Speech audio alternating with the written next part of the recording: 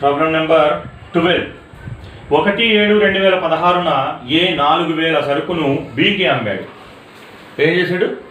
ఏ 4000 సరుకుని బికి అమ్మాడు. అంటే ఏకి అమ్మకాలు, బికి కొనుగోలు. ఎప్పుడు?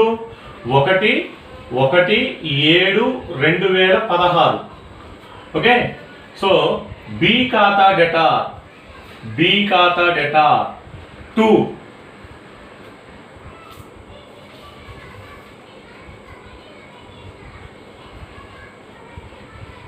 అమ్మకాల ఖాతా. బి ఖాతా డేటా 2 అమ్మకాల ఖాతా. ఎంత సరుకు? 4000 రూపాయల సరుకు.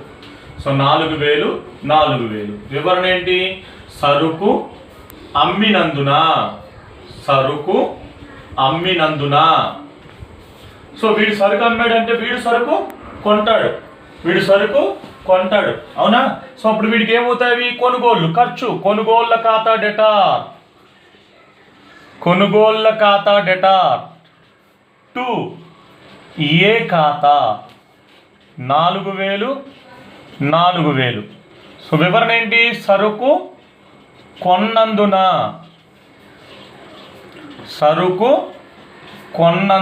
వీడు సరుకు కొన్నాడు. సో తర్వాత ఏమన్నాడు? అదే రోజున 3 నెలల మొత్తానికి బిల్లు రాసినాడు.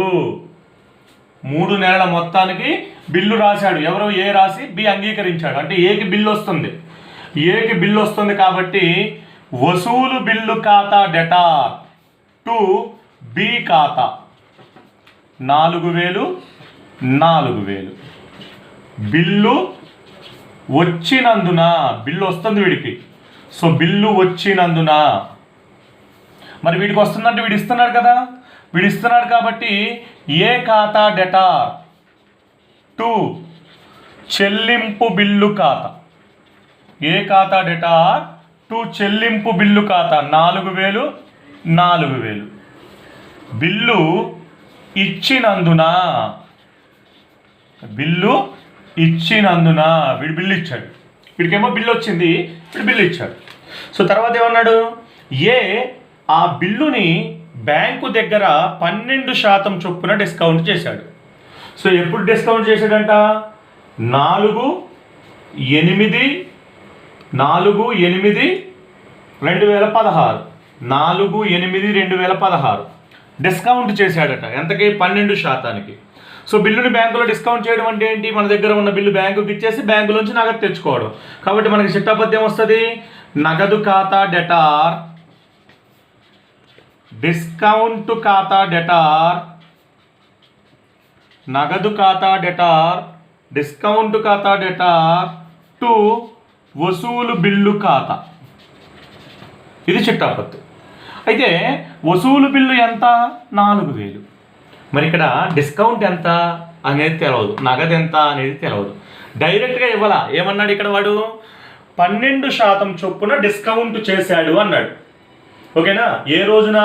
4/8/2016 డిస్కౌంట్ చేసుకున్నాడు. ఓకే. సో ఆ డిస్కౌంట్ ఎంత అనేది మనం వర్కింగ్ నోట్స్లో క్యాలిక్యులేట్ చేస్తాం. డిస్కౌంట్ చూడండి. బిల్లు గడువు తేదీ ఎప్పుడు?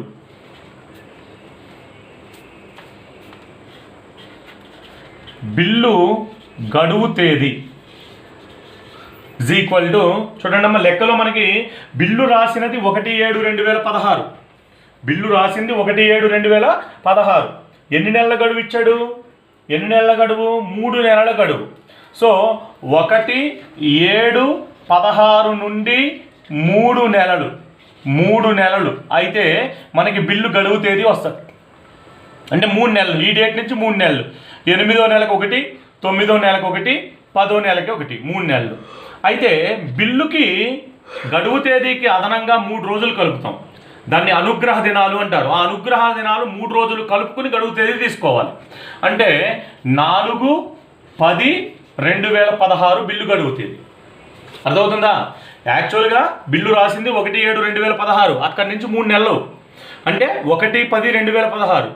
బిల్లు గడువు తేదీకి అదనంగా 3 రోజులు కలుపుతాం. వాటిని అనుగ్రహ దినాలు అంటాం. ఆ అనుగ్రహ దినాలతో కలుపుకుంటే 4/10/2016 బిల్లు గడువు తేదీ. ఓకేనా? సో ఇప్పుడు మనం బిల్లుని డిస్కౌంట్ చేసుకున్న తేదీ ఎప్పుడు? డిస్కౌంట్ చేసిన తేదీ ఈజ్ ఈక్వల్ టు 4/8/2016. అంటే ఇప్పుడు మనం డిస్కౌంట్ ఏ రోజు నుంచి ఏ రోజు వరకు లెక్కించాలి? డిస్కౌంట్ చేసిన తేదీ నుంచి బిల్లు గడువు తేదీ వరకు ఎన్ని రోజులు లెక్కించాలి? దెన్ డిస్కౌంట్ చేసిన తేదీ అంటే డిస్కౌంట్ ఈజ్ ఈక్వల్ టు, చూడండి, డిస్కౌంట్ తేదీ నుండి ఎక్కడి నుంచి? డిస్కౌంట్ తేదీ నుండి గడువు తేదీ వరకు చూడండి అమ్మా, డిస్కౌంట్ ఇలా లెక్కించుకోవాలి ఎప్పుడు కూడా. డిస్కౌంట్ చేసుకున్న తేదీ నుంచి గడువు తేదీ వరకు ఎన్ని నెలలు లెక్కించుకుని అన్ని నెలలకి డిస్కౌంట్ లెక్కించాలి.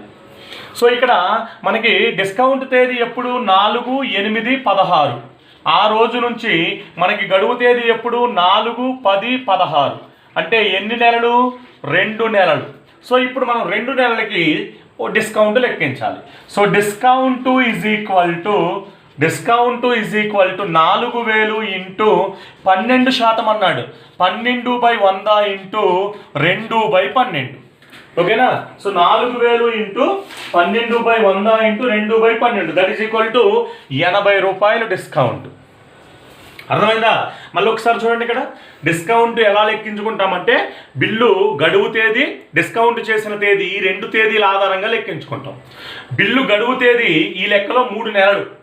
అంటే మనం రాసింది 1/7/2016 నుంచి 3 నెలలు. సో దాని ప్రకారంగా ఓకే, దాని ప్రకారంగా ఎప్పుడు అవుతుంది? 1/10/2016 అవుతుంది. కానీ 3 రోజులు అనుగ్రహ దినాలు ఉంటాయి. ఓకే, 3 రోజులు అనుగ్రహ దినాలు కలిపితే 4/10/2016 అవుతుంది. సో ఇప్పుడు డిస్కౌంట్ చేసిన తేదీ ఏమో ఇది. కాబట్టి డిస్కౌంట్ చేసిన తేదీ నుంచి గడువు తేదీ వరకు ఎన్ని నెలలు లెక్కించుకోవాలి? అన్ని నెలలకి డిస్కౌంట్ లెక్కించాలి. సో ఇప్పుడు ఆ డిస్కౌంట్ తీసుకుని చిట్టాపద్దులకు రండి. సో వసూలు బిల్లు 4,000 అయితే డిస్కౌంట్ ఎంత? 80. అంటే అప్పుడు ఇది ఎంత అవుతుంది? 3,920. బిల్లు డిస్కౌంట్ చేసినందున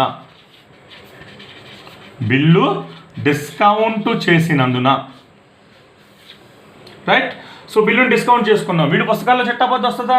వీడి పుస్తకాల్లో చిట్టాపద్దు రాదు. సో తర్వాత ఏమన్నాడు వాడు? బిల్లుని డిస్కౌంట్ చేసిన తర్వాత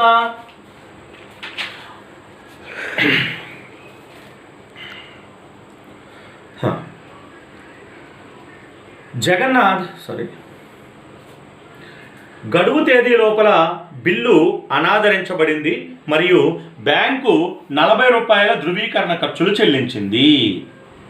ఓకేనా? సో గడువు తేదీని ఏమైందంట? బిల్లు అనాదరించబడిందంట. సో ధృవీకరణ ఖర్చులు 40 రూపాయలు చెల్లించారు. ఆల్రెడీ మనం అనాదరణ చిట్టాపద్దులు చెప్పినప్పుడు చెప్పాను కదా. సో బిల్లు అనాదరించడం అంటే ఏంటి? మనకు వచ్చినటువంటి బిల్లుని రివర్స్ రాయడమే. అంటే వచ్చిన బిల్లు క్యాన్సిల్ అవ్వడం. అయితే ఆల్రెడీ మనం ఆ బిల్లుని ఏం చేసాం? బ్యాంకులో డిస్కౌంట్ చేసుకున్నాం. కాబట్టి ఆ బిల్లుకు సంబంధించిన డబ్బు మనం ఎవరికి కట్టాలి? బ్యాంకుకు కట్టాలి. మనం ఎవరి దగ్గర నుంచి వసూలు చేసుకుంటాం? స్వీకర్త దగ్గర నుంచి వసూలు చేసుకుంటాం. కాబట్టి ఇక్కడ మనం చిట్టాపద్దు ఏం రాస్తాం? చూడండి, బిల్లు అనాదరించబడింది. ఆ బిల్లు ఆల్రెడీ మనం బ్యాంకులో డిస్కౌంట్ చేసేసుకున్నాం. కాబట్టి ఆ డబ్బు మనం బ్యాంకు వాడికి కట్టాలి. మనమేమో బి దగ్గర నుంచి తీసుకుంటాం. కాబట్టి చిట్టాపద్దు ఏంటి అంటే బి ఖాతా డెటార్. చిట్టాపద్దు ఏమొస్తుంది? బి ఖాతా డెటార్.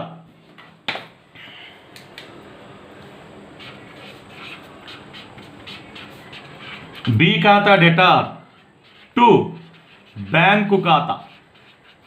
అంటే యాక్చువల్గా బిల్ ఎంత? 4,000 ప్లస్ ఒక 40 రూపాయలు ధృవీకరణ ఖర్చులు పెట్టాడంట. అంటే 4,040 రూపాయలు. 4,040 రూపాయలు. బిల్లు అనాదరించబడినందున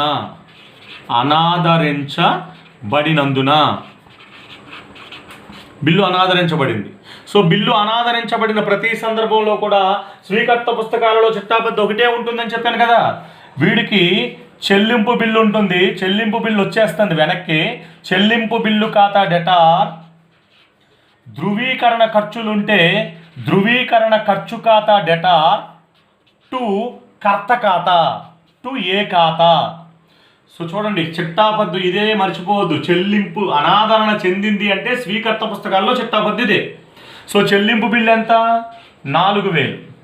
ధృవీకరణ ఖర్చు ఎంత? 40. మొత్తము 4040.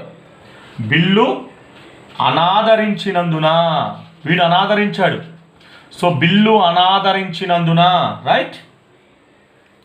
తర్వాత ఏమన్నాడు? బిల్లు అనాదరించేశాడు, తర్వాత కొత్త బిల్లు రాశాడట. మళ్ళా 2 నెలలకి కొత్త బిల్లు రాశాడు. ఎప్పుడు? 1/10/2016 తేదీన 4080 రూపాయలకి కొత్త బిల్లు మీద స్వీకృతి తెలిపాడు. ఓకే, ఎప్పుడమ్మా అది జరిగింది? 10/10/2016. 10/10/2016 అంటే మరలా కొత్త బిల్లు వస్తుంది. సో వసూలు బిల్లు ఖాతా డేటా ఎవరి దగ్గర నుంచి? బి దగ్గర నుంచి. బి ఖాతా ఎంతకు వస్తుంది? 4080. వాడు చెప్పాడు క్లియర్గా 4080 రూపాయలకి కొత్త బిల్లు ఇస్తున్నాడు అని. సో వసూలు బిల్లు వచ్చినందున, వసూలు బిల్లు ఏమవుతుంది? మళ్ళా వస్తుంది, బిల్లు వచ్చినందున, రైట్. సో ఎప్పుడైతే వీడికి బిల్లు వచ్చిందో వీడి బిల్లు ఇస్తున్నాడు కదా. సో కాబట్టి ఏం రాస్తాం? వీడి చిట్టాపద్దు ఏ ఖాతా డేటార్ టు చెల్లింపు బిల్లు ఖాతా. ఏ ఖాతా డేటార్ టు చెల్లింపు బిల్లు ఖాతా. సో ఎంత వస్తుంది? 4080.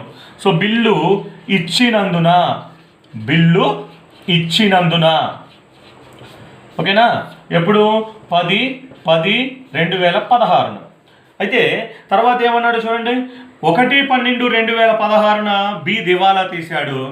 అతని ఆస్తి నుండి రూపాయికి 50 పైసలు చొప్పున 31/12/2016 తేదీన వసూలైంది. సో జాగ్రత్తగా వినండి చిట్టాపద్దు ఒకటి. 31/12/2016 రూపాయికి 50 పైసలు వచ్చిందంట. అంటే వాడి దగ్గర నుంచి మనకి రూపాయి రావాల్సి వస్తే 50 పైసలే వచ్చింది. సో యాక్చువల్గా మనకి ఎంత రావాలి? 4080 రావాలి. కానీ దీంట్లో సగమే వస్తుంది. మరి మిగతా సగం ఏంటి అంటే రాదు. కాబట్టి వాటిని ఏమంటాం? రాని బాకీలు.